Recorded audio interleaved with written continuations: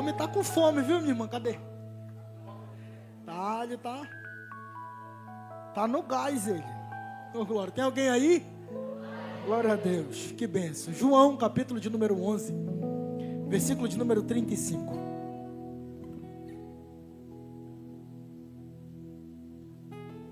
Eu ia falar outro texto, mas eu vou iniciar com esse daqui. João 11, 35, diz assim, um dos menores versículos da Bíblia: Jesus chorou. O Hernandes Dias Lopes tem um comentário sobre esse texto que me chamou muito a atenção.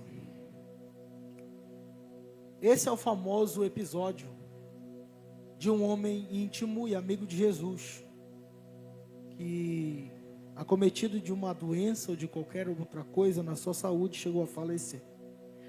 A narrativa dele é um pouco extensa, então eu vou falar de alguns pontos específicos desses textos aqui de Lázaro.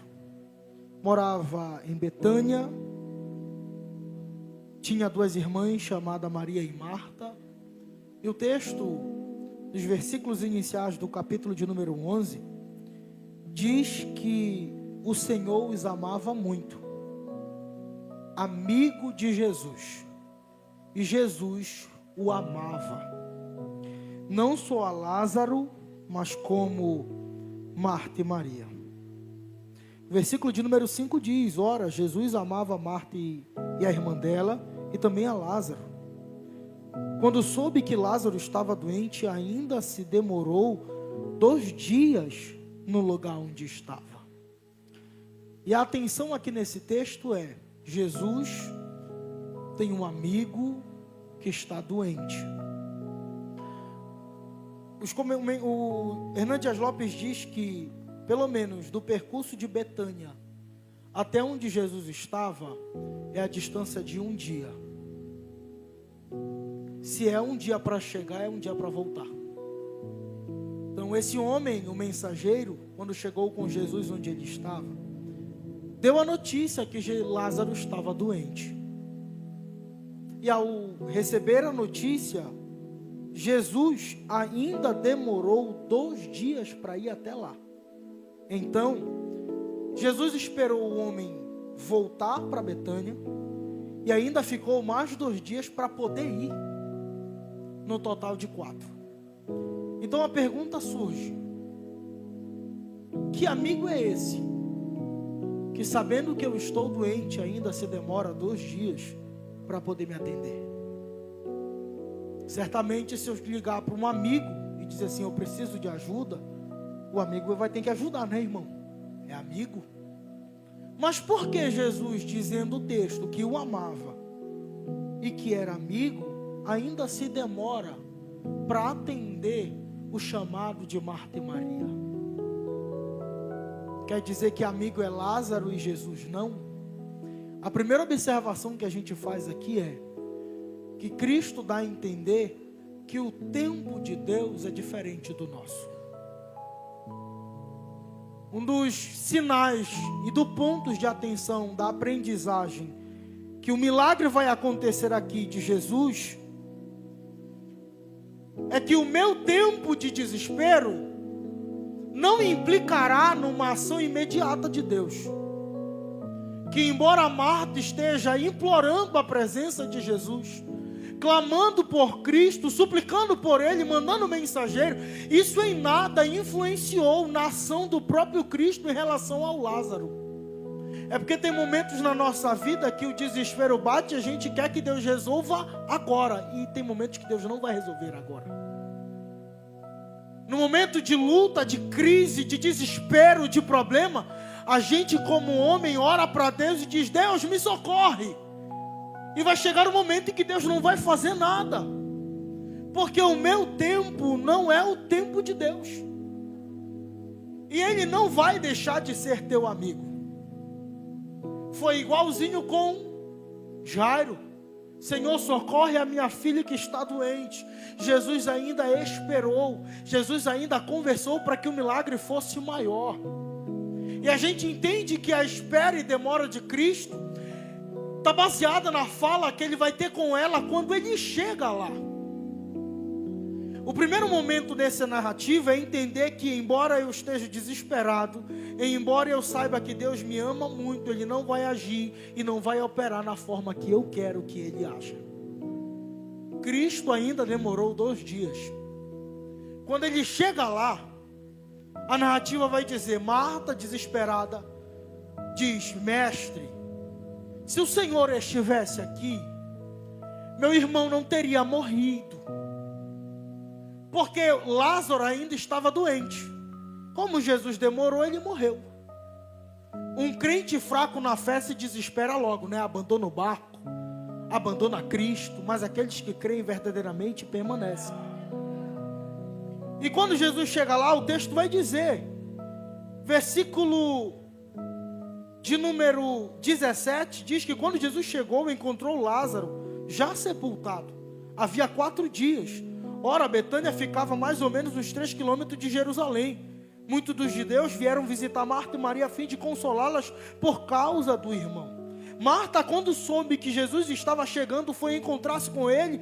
Maria, porém, ficou sentada em casa. Então Marta disse a Jesus, se o Senhor estivesse aqui, meu irmão não teria morrido. Essa conversa é interessante. Porque ele vai dizer assim para ela, ora, o seu irmão há de ressurgir. Ao que Marta respondeu, eu sei que ele há de ressurgir na ressurreição do último dia.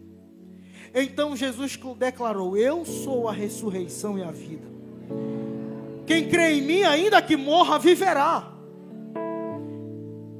E todo que vive e crer em mim não morrerá eternamente. Você crê nisso? Marta respondeu, sim, Senhor, eu creio que o Senhor Cristo é o Cristo, o Filho de Deus, que devia vir ao mundo. Olha a conversa dela. Ela diz para ele, mestre, se tu tivesse agora aqui, Lázaro, meu irmão, não teria morrido. Jesus responde para ela, Marta, eu sou a ressurreição e a vida. E aí ela diz assim, eu sei, Senhor, no último dia, quando o Senhor voltar, Ele ressuscita. Só que Marta não entendeu a fala de Jesus. Porque o nosso pensamento, muitas das vezes, a nossa fé é baseada no seguinte, irmão. A nossa fé é baseada ou no passado ou no futuro. Porque ela chega para ele e diz assim, Senhor, se tu tivesses aqui no passado, se o Senhor estivesse aqui, Jesus faz milagre? Faz. Se Deus faz milagre, Ele faz, porque Ele já fez no tempo de Noé, de Abraão. Parece que a gente só crê nisso, né? Quando Deus faz milagre no tempo dos profetas, Jesus, se Ele tivesse, Ele faria. Como Ele não esteve, parece que Ele não vai fazer. Aí Ele responde para ela, não, Marta, eu sou a ressurreição. Aí ela diz, eu sei, no último dia. Ou seja, ela demonstra a fé dela no passado, se Ele tivesse. E mesmo Ele dizendo que Ele é agora, ela está acreditando no futuro. Mas a mensagem de Cristo para ela não é no passado, não é no futuro, é no presente. Tem milagres que Deus faz que não vai ser para o futuro, vai ser agora. Basta uma fé, basta você crer. Meu corpo está arrepiado aqui, irmão. Porque isso mostra que às vezes a nossa fé é pouca, incrédula. Que a nossa oração só é baseada naquilo que Ele fez ou naquilo que Ele fará, não naquilo que Ele pode fazer hoje. E o texto está demonstrando que Ele não será e não deixou de ser, Ele é a ressurreição e a vida. Quem crê nele, ainda que morra, viverá. Precisamos ter fé no Senhor para que Ele não vai fazer, Ele pode fazer agora. Oh glória! Se isso animou a tua fé, o teu coração, não sei, sei que o meu foi. Deus está dizendo, eu vou fazer, eu vou operar, eu vou fazer o milagre, eu vou transformar. Tu está dizendo, Ele vai. Lá na frente, não, Ele pode fazer hoje aqui. Ele pode fazer agora. Tu pode sair do culto e o milagre está lá na tua casa.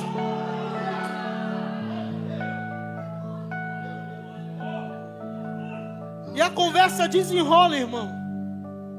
A conversa desenrola. Jesus vai para frente do túmulo.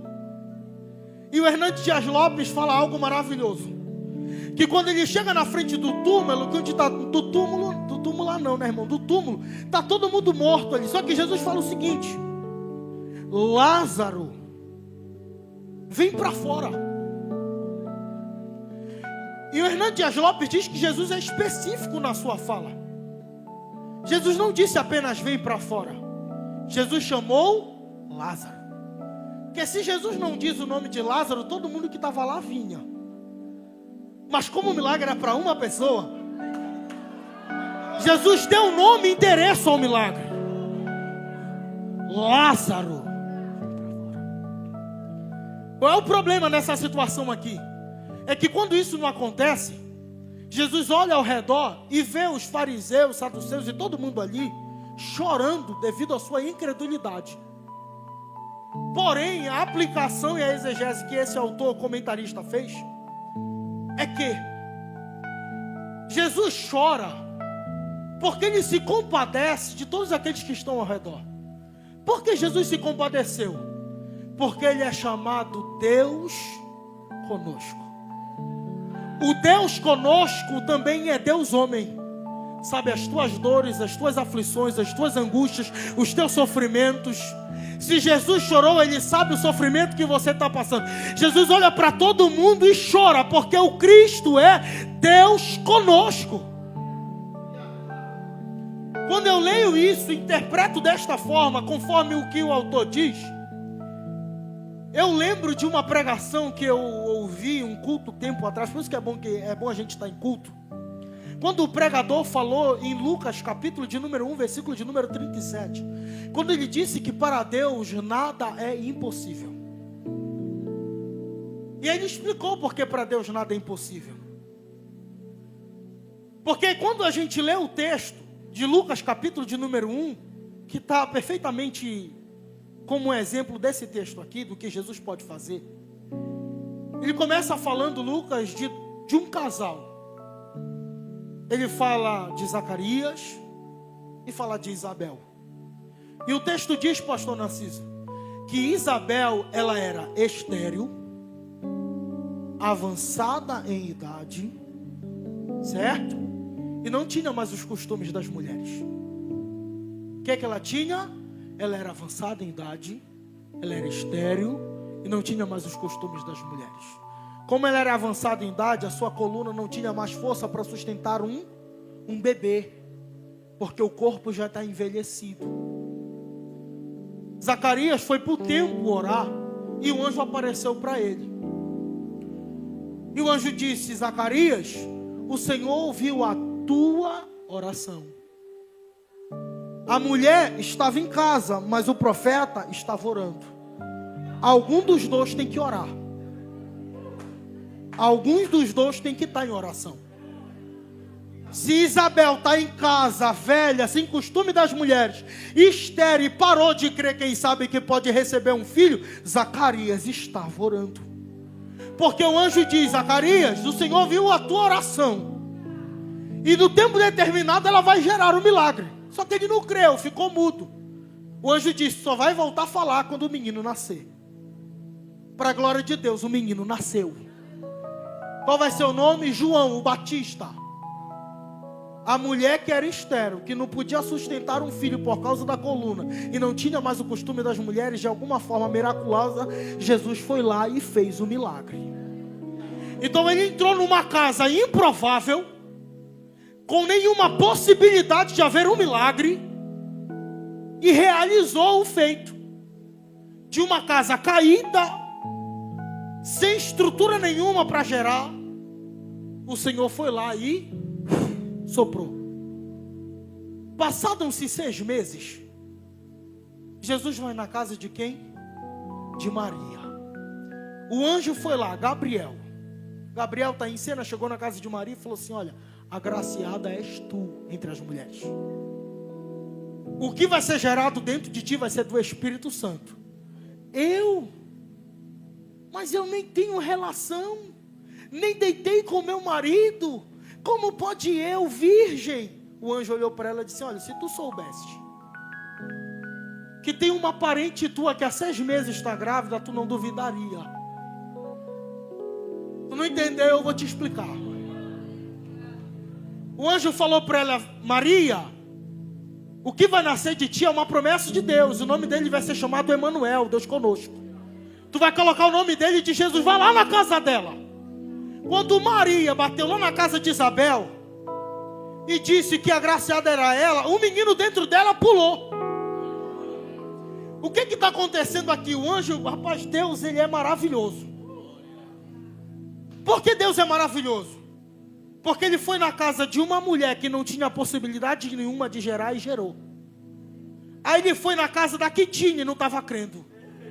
Se Deus fez um milagre naquela que não poderia gerar, o que ele poderia fazer com Maria, que estava tudo para dar certo? Se Deus foi na casa do desesperado, aquele que não tinha valor, se Deus encontrou a tua casa, não tinha nada, a gente não valia nada, o que Deus pode fazer na casa de alguém que está na posição? Aleluia!